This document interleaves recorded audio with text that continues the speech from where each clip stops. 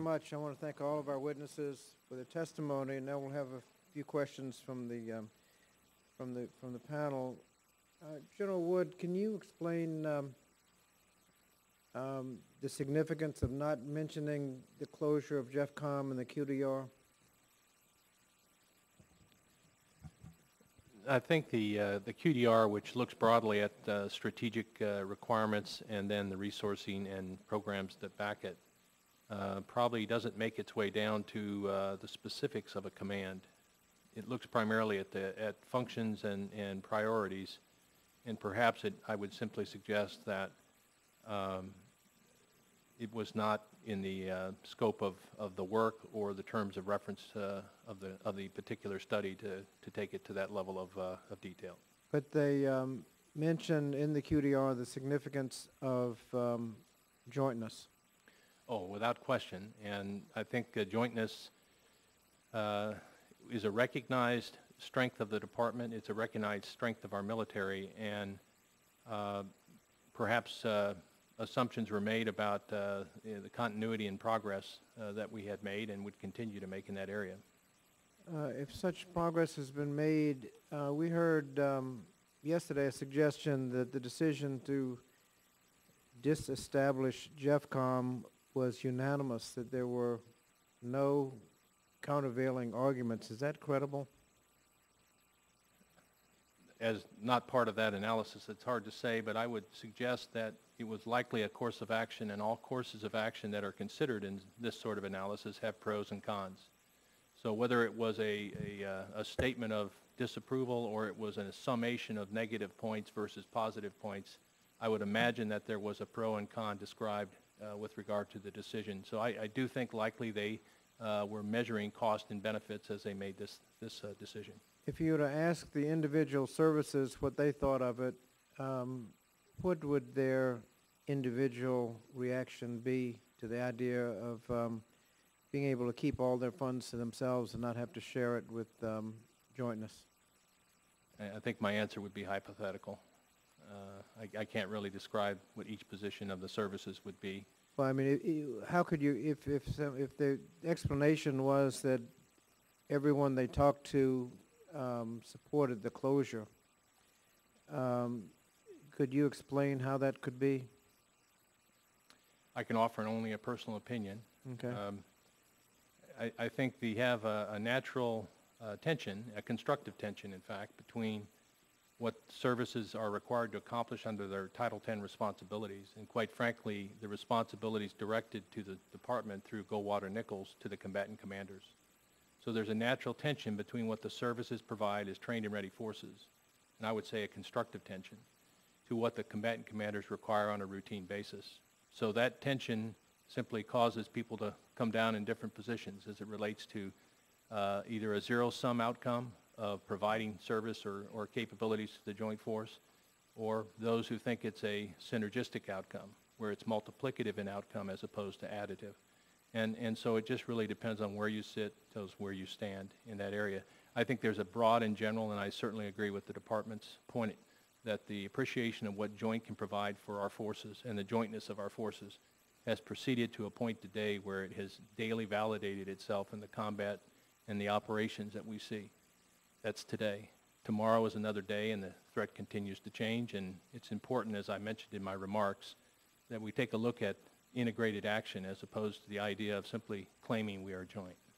Is there a natural inclination to revert to avoid jointness by the various services that would recommend that there be some countervailing force towards jointness? Again, they have interests that are described in Title X, trained and ready forces, but all of them are deeply and seriously and sincerely obligated to provide the best of available capabilities to joint commanders.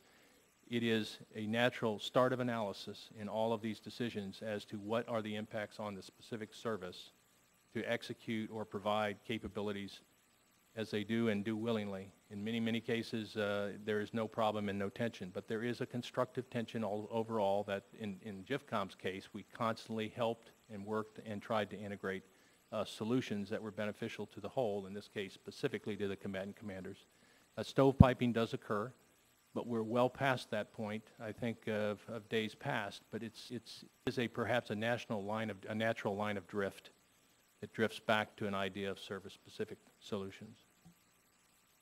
And that is the countervailing force in that natural reversion is JEFCOM, is that right? I think it's played a very constructive role in that regard. The suggestion has been made that that a 4-star command is no longer necessary. What would be the problem with reducing the number of stars in the commander? Well, I think it has to do a lot with, importantly, there will be a commander, and I think that point has been recognized and articulated by the department. It will take someone who is in charge, who can provide focus and unity of effort to this important mission. So first of all, it would be a commander. I leave it to the department to determine the level and grade of that commander, but suggest that a 4-star commander does have the ability to sit in council with other combatant commanders and understand their requirements, articulate the solutions, and frankly engage in the dialogue. It is helpful to speak at that level and on that level with your peers. But the department has made a decision, and I happen to think they will arrive at a correct assessment and analysis where someone is in charge and charged with the authority, responsibility to accomplish the mission assigned. What relationship does JEFCOM have with the international forces that are located in the same area? A very close relationship with the Allied Command Transformation, the NATO command, up until, I believe, October, frankly, September. The Joint Forces commander was also the commander of Allied Command Transformation. So there was a natural synergy between the NATO and NATO nations and what we accomplished and what they could benefit from. It's a constructive daily dialogue between the international presence at Allied Command Transformation and Joint Forces Command, frankly a function of geography and common interest. Beyond Allied Command Transformation, there are a number of nations who have a direct liaison relationship with Joint Forces Command. I believe we have 19 nations with a bilateral memorandum of understanding actually work with JEFCOM, with its integration, its training, and its experimentation functions, and 28 representatives on the ground with JEFCOM from allied nations. There are additionally another 14 nations who are pursuing a formal relationship. So it is a constant mix of multinational relationships that are growing and have grown for a while with Joint Forces Command as they recognize the importance of unifying action with our joint forces. And what would be the implications of just establishing JEFCOM to all of those relationships?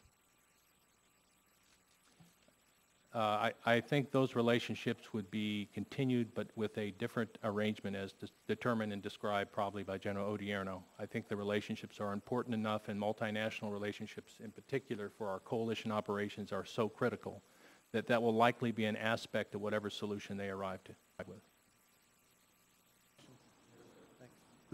Mr. Harrison, just following up on that, is it possible to cut costs without eliminating the whole command? Certainly, it would be. It would still impact jobs, because to really achieve any significant cost savings, you would have to cut the number of personnel somehow, and so that would still have an impact on the local community and the economy. But you could certainly downsize JEFCOM and reduce costs. Now, and one of the things you talked about, the cost, if you eliminate the command and move the function somewhere else, are there costs associated with that?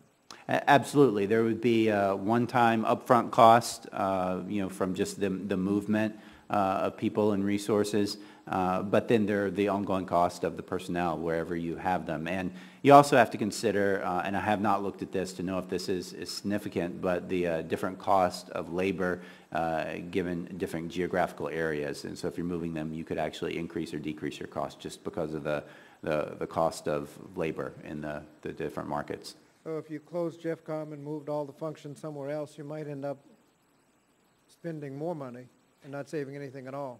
Especially if you continue all of the functions at the current level that they are today. If you really want to save money, as I said before, you cut headcount, and when you cut headcount, you are cutting the amount of work that you're doing. And so that's really the way that you're going to generate savings. And if they don't do that, there really won't be savings. And you could reduce functions without eliminating the command. You could. General Wood, could you give us an idea of what kind of functions would be eliminated and not continued at JeffCom? Well, I guess they've already described the force management function not to be eliminated but moved, and likely to the joint staff. I think important to understand is the functions at JIFCOM have been assigned either by Office of Secretary of Defense, by the Joint Staff, or collaboratively by services through JROC action. So we would essentially make a proposal that the function of fires integration, for instance, which is one of the elements of the command, or joint personnel recovery, or the lessons learned and operations analysis activity can be now shifted to a location where it will not lose its essential aspects. You'd make a recommendation and the Joint Staff or the JROC or the chairman would approve it. So that's what General Odierno is going to do. I really don't want to presuppose functions that can be eliminated until that type of analysis is completed. Let me say one other thing. As a command, if it stayed in place, if it did not go away, it would be subject to the 30% directive in terms of reduction of its service and service contracts. That's, in this case, if you looked at it, that's about 900 people. 900 people less of a JIFCOM of whatever date in the future you look at will, without question, be likely more efficient, more focused on priorities, and it might even be therapeutic. It doesn't say the command goes away. It simply abides by the directives the Secretary has described. It remains with a commander in charge of joint and jointness. It is now efficient in terms of decisions made by the commander, and then he'll make an idea about likely which functions will go away. I would imagine that functions will realign inside the command and remain in place. Functions will reduce in terms of size and likely remain in place or be renamed. And then you'll end up with a smaller element to accomplish what's been directed typically by the department. So I don't want to presuppose. Well, it seemed to me when this thing started, the criticism of JeffCom said it had too many generals and too many contractors, and therefore they said you needed to eliminate the command. It seemed to me another response could have been to reduce the number of generals and reduce the number of contractors and keep everything else in place. If you dismantle it all together and then reassemble some but not all, you end up with what Mr. Harrison has suggested. You may end up, by the time the dust settles, spending as much or more where everybody lands than where you started off. You lose all the synergy that you have with the international force and all of the good parts of JIFCOM. And it seems to me that if you're going to eliminate some functions, you can eliminate the function. You don't have to eliminate the command. And so Yes. one of the questions we had was, and we can't know because we haven't seen the analysis, we haven't seen the arguments pro and con, we haven't seen any document with any numbers on it, and so we're just unable to make any assessment, but there seem to be many other credible options other than just eliminating the command and regrouping somewhere else. General Odierno will be charged with that task. We'll look function by function and the size of that function and where it needs to be positioned, and likely maintain the focus of a commander over whatever result he comes up with. Well, if you have a commander, does that not suggest a command? It does.